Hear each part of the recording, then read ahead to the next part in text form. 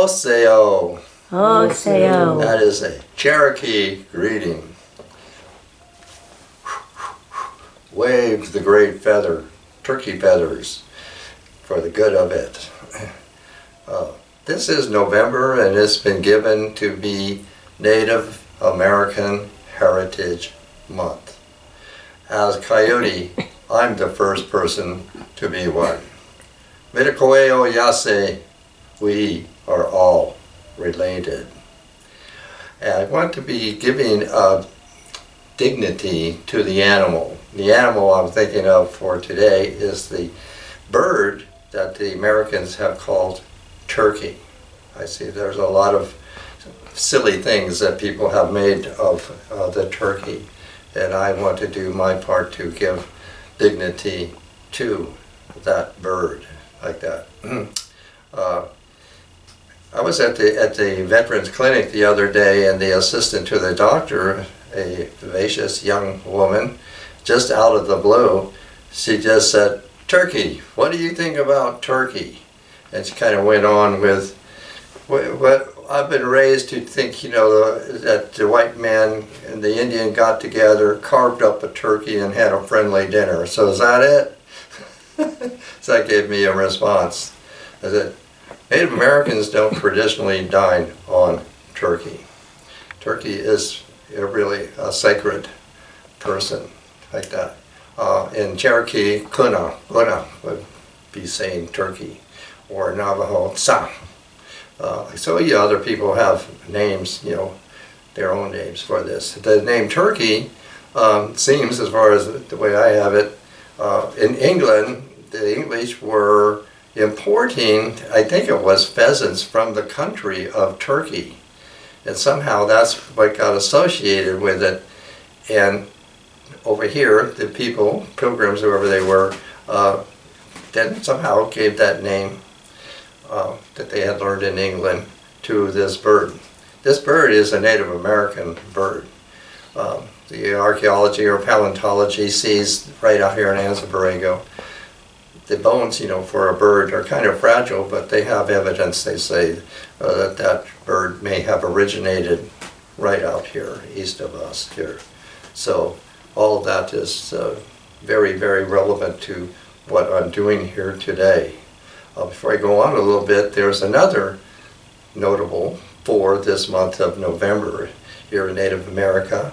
That is the moon of the beaver. And so for that, I have a way to illustrate that. This is the beaver moon.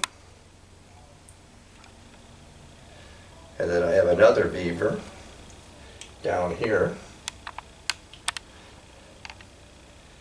And I have a moon here. And this moon in particular, I'm also saying, this is the moon that renews the earth.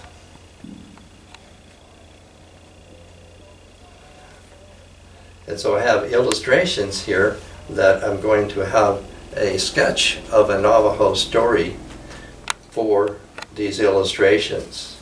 We can look down here and we can see this very good replica for that bird. I think it's very good looking there. So we get a start, and then you come over here and you can look at this fellow here. This is a Navajo young fellow, and he's going to be the main character in this story sketch. He is called, in Navajo, the Visionary. So we'll come back to me. The upper half or northern part of Arizona here is mainly the country of the people that we know as the Navajo. There's a river called the San Juan River that spans, like an arc over that northern part, and it curves up into southern Utah. And the San Juan River is the name it goes by. The Navajo know it by the name of the River of Old Age. And over on the very eastern part of Arizona goes into New Mexico, and there that area is kind of muted there. And I have illustrations coming from that area. So that's part of it. So we'll start, this is a sketch of a story. We're speaking of this young fellow here who has been called a visionary. And he lives with his mother and his sister. And his sister has a pet turkey, Udanudi. I don't know what it means, but that's the name they have for this turkey. And somehow I consider the young fellow has gotten a what do you call, like a wanderlust. Suddenly something has inspired him to somehow set out in the exploration or discovery of something there. It's about the way we have it started. And so the way he's going about this is he lives by the river, apparently up there in the very northern part of the curve of this river of old age. And so his idea, this is why he's got a visionary, I think he sees an old log, and he begins to fashion that log with some idea of making it a vessel to go into the water. And then there are these immortals, or kind of like spirits in Navajo. They're called Guye. That's what they're called, Guye. And the Guye, see him, and they know that what he's fashioning there is not going to really navigate very well. So they decide to appear and give him a hand there. So they start shaping up this log to make it seaworthy there.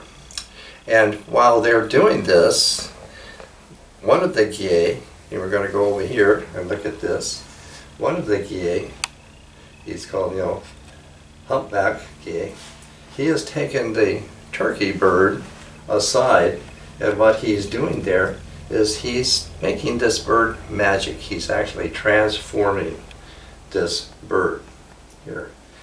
And if you just look at me for a moment, what the posture is like this. He's going like this. In the picture there, this means to, turn to, meaning to transform. So that's what's very unique about this picture. We can come over here, and these are turkey tracks. And throughout pretty much the Southwest, wherever you see turkey tracks, it's going to say something like, this is the way it goes. That's what this is. And where this is located is going to be at the end of the voyage of the visionary. So we'll come back here to me. So finally the Guye have, finished all of this, and I would say pretty much it resembles the Beatles' Yellow Submarine. It's about what it comes out to be. And he's ready to get underway here. So he's going to launch off. The turkey doesn't go with him. The turkey has now, gone behind the curtain on the stage here. And this is just a sketch of the story because it's kind of long. As he now becomes, river worthy, things happen. His boat gets stuck, or there's something in the water that pulls it underneath. These dramas all involve other supernatural characters, and may have significance in whatever we would say the didactic motion of this story is about. But eventually, the visionary in his Yellow Submarine, comes way down there to the end where New Mexico is, like that, and there's a whirlpool. The water is spinning around. It's spinning around there. So his submarine is spinning around, turning around, and a Guye gets on each end of it to balance it, and that this is caused in sand painting an image that resembles a swastika. I don't have one on hand to show you, but that figures in a sand painting. So once that they brought that to balance, now the submarine washes up on the beach, up on the shore, and the visionary boy gets out and surveys the land, that it's a very good looking place, very good looking land. And then he hears, coming from far off, is the gobble gobble of that turkey. Udanudi is the name of it. And he's coming down there, and meets the boy and gets together, and the boy has been tired after his arduous journey and lays down to rest, and the turkey bird, puts his wing around him to comfort him. This is all showing something very human about this bird. So the next day they get up like that, and all of this fertile land is now, it's occurring to the visionary, would be good for farming. That's the way we'd put it. So how is he going to farm, and what is he going to farm? Well, the turkey is here. Look at this here. What he does is that he or she is raising its wings, and it's sprinkling out seeds of all kind, certainly corn and squash, pumpkin, all kinds of things are magically coming out of the turkey's wings here. And this picture itself I have replicated from a mural or fresco in ruins that's in New Mexico. I think it's called the Mound Ruins or something to that effect. And this is amazing because this would be, I call it Turkey Girl. And here is pollen bag. It has a pollen bag here. It's carrying a prayer stick here. I'll get back to that. So this is my illustration for that. Now, back to me.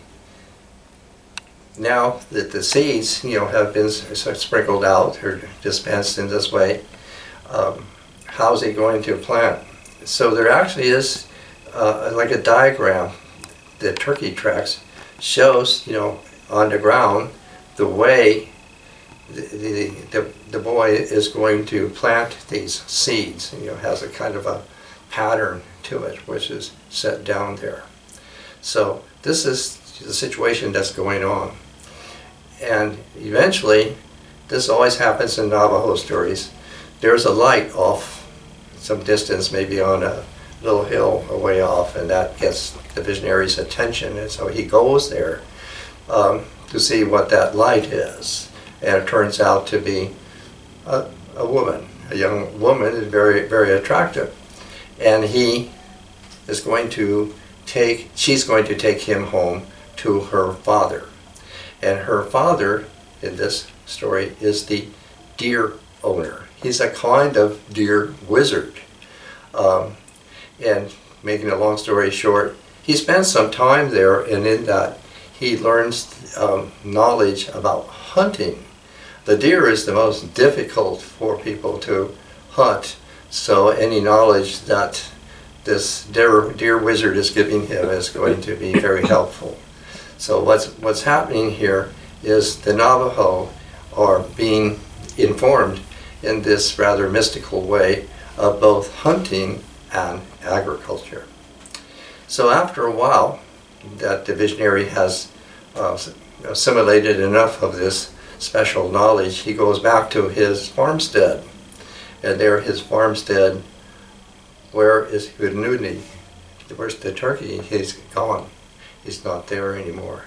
And the visionary realizes that, I stayed away too long, and now my friend or my pet, has left from here. So he's kind of like sad in that way. And so he sits down, on a log or something, and composes mentally, like a letter, we would call it a letter. And this is what it sounds like. Dear Udanudi, you were the black cloud, the black mist, the beautiful rains, the beautiful lightning, the beautiful rainbow, the beautiful corn of all colors, the beautiful bean. In the days to come, upon the earth, the people shall employ your feathers in their rituals. After that, we're learning that Unanudi flew to the east from whence it had come, and all the useful and beautiful things that the visionary saw in the turkey are still to be seen in the bird. The black of the black mist, the black of cloud are there, the flash of lightning and the gleam of the rainbow show up on its plumes as she walks in the sun. The rain in its beard and the bean it carries in its forehead. The turkey is sacred by its self-giving sacrifice for which it embodies the giving of gratitude for our respect. Oh. I'm going to say more about the illustrations here, starting with this one. I've replicated this from a painting on a Pueblo, Isleta Pueblo pottery. So you can see how people regard this bird. And here, I think this is a very good illustration with the turkey feathers here. And if we go back up to this one here, this is a kind of a prayer stick, but it's a special kind. We're looking at, this is the turkey tail feather, and what it's recognized to be. On the top, you see the white. These are the cumulus clouds. And underneath, you see it's very dark, and that means it's laden with rain. And then going down, these are the sheets of rain that are coming down to the earth. And the turkey feather is fastened with a cotton thread, and the down feather with points on it is painted green or blue to stick it into the earth, to stick it into the ground to attract rain. So it's a rain prayer stick, we could call it that. So that's the way that we have it here. And here, back to the visionary, we're having moons in this, and the sand painting behind him is the warrior moon. He's an individual who has, had the courage and the inspiration to strike out on his own and find something for his family, for his community, to bring back to them the knowledge of hunting and the knowledge of agriculture. So we can have all of that there. And here, this is a photo of Claudia, who's operating the camera. We were friends with a Navajo family in particular in Quinta. In Quinta, Claudia was a nurse at the Children's Hospital in Phoenix, and she had taken care of their son. That's the son of Lynn and Lonnie Yazzie. And they had dressed her up in this way. Lynn's father was a Hatali, and so they gave Claudia from the Hatali. People paid for the services of the Hatali with baskets or things like that, so that she has a basket, the crystal star basket. But she's dressed up as a Yogai, white shell woman, who is the sister of Changing Woman, who is the main chief deity for the people, for the Navajo people. So we have learned a lot from being with them. And then I have another display down here. Here is a nice warm clay bowl in the shape of a turkey.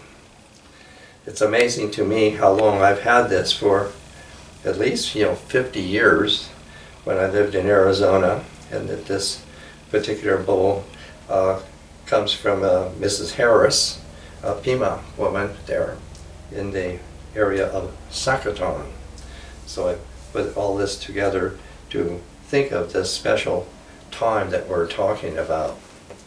And over here I have a drawing of myself that I title this drawing Gratitude, that she is giving gratitude up there, like that.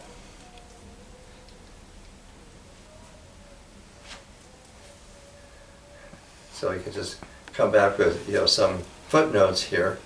The name Navajo seems to have really stuck like that. Has been somewhat derived from the time of the Spanish. Basically, you would render something like keepers of the field, the keepers of the great field. In other words, it was recognized when the Spanish came that these people, had orchards, fruit orchards, and that they cultivated, food and things like that. So that's where the name Navajo. Their own name is Dene, which is most revealing because they have relatives way over in Kota. That means in the Central Asia that is totally west of the Himalayas. The area there is called Khotan. And their language shows that that is where they're from. Their language has Turkic roots to it. And in a recent report in the Indian Country Today paper that I subscribe to, a Navajo woman from Arizona in a committee of other Native Americans traveled to the country of Turkey for commerce, for business reason. And she realized, this was reported in the paper, that she realized that she could understand the people who were speaking Turkish. And she even went out to the country and thought people in the rural area lived much the way her people in Dinata, the Navajo country, had lived. So there is very interesting relationship when we have this strange thing. The bird, turkey, has come by its name from Turkey, and now there is a woman who is recognizing her language is also related to the Turkish language of Turkey.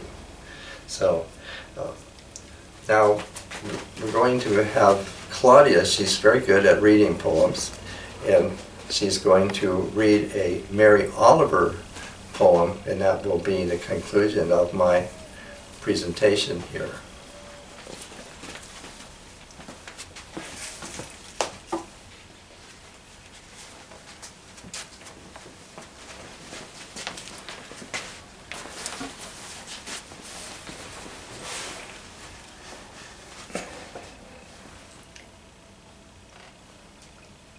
I'm very grateful to be the voice of this poem of Mary Oliver's today. The family. The dark things of the wood are coming from their caves, flexing muscle. They browse the orchard, nibble the sea of grasses around our yellow rooms, scarcely looking to see what we are doing and if they still know us. We hear them, or think we do, the muzzle lapping moonlight, the tooth in the apple. Put another log on the fire, Mozart again on the turntable. Still, there is a sorrow. With us in the room, we remember the cave. In our dreams we go back, or they come to visit. They also like music. We eat leaves together. They are our brothers. They are the family we have run away from. Oh. Thank you.